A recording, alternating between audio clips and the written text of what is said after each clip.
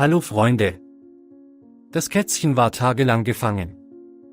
Versteckt tief in den unebenen Spalten der eingestürzten Steinmauer miaut er schwach, seine dünne Stimme ist zwischen dem Rascheln der Blätter und dem fernen Lärm der Stadt kaum zu hören. Passanten eilten vorbei, ohne auf verzweifelte Schreie zu achten. Das Kätzchen, das erst ein paar Wochen alt war, hatte zu viel Angst, nach draußen zu gehen, und die engen Spalten zwischen den Steinen waren zu eng, damit jemand dorthin gelangen konnte. Es schien, als würde niemand es jemals bemerken, bis eines Morgens ein Mann namens Viktor anhielt, um zuzuhören. Ging Viktor zur Arbeit, als er ein schwaches, erbärmliches Geräusch hörte. Er hielt an, neigte den Kopf und ging zum Lärm zu einem Trümmerhaufen.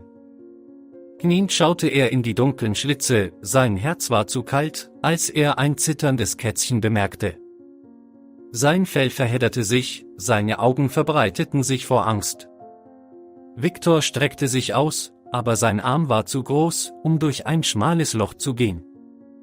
Er versuchte es noch einmal, indem er seine Fingerknöchel über grobe Steine kratzte, aber es war nutzlos. Das Kätzchen zischte und zog sich tiefer in den Schatten zurück. Der entschlossene Viktor rannte nach Hause und kam mit einer Dose Katzenfutter zurück. Er öffnete den Deckel, der Duft riecht in der Luft, und stellte ihn in der Nähe des Eingangs zu den Trümmern auf. Dann trat er zurück und wartete. Es vergingen Minuten und es passierte nichts. Das Kätzchen blieb verborgen, zu verängstigt, um sich zu bewegen.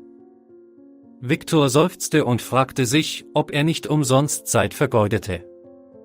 Aber gerade in dem Moment, in dem er aufgeben wollte, stieg der winzige Auslauf aus und schnüffelte vorsichtig. Das Kätzchen tauchte langsam auf, sein erschöpfter Körper zitterte bei jedem Schritt. Er näherte sich langsam dem Essen, seine Augen waren nervös zwischen Viktor und der Dose. Viktor hielt den Atem an und wagte nicht, sich zu bewegen. Schließlich kam das Kätzchen zum Essen und fing an, gierig zu essen. Viktor nutzte den Moment und nahm das Kätzchen vorsichtig in die Arme. Er kämpfte schwach, aber Müdigkeit überwog schnell die Angst. Viktor brachte das Kätzchen nach Hause, wickelte es in ein weiches Handtuch und bot Wasser an. In den nächsten Tagen heilte er es, indem er kleine Portionen fütterte und die Wunden abwischte. Das Kätzchen, das er Rocky nannte, begann ihm zu vertrauen, seine einst verängstigten Augen waren jetzt voller Dankbarkeit.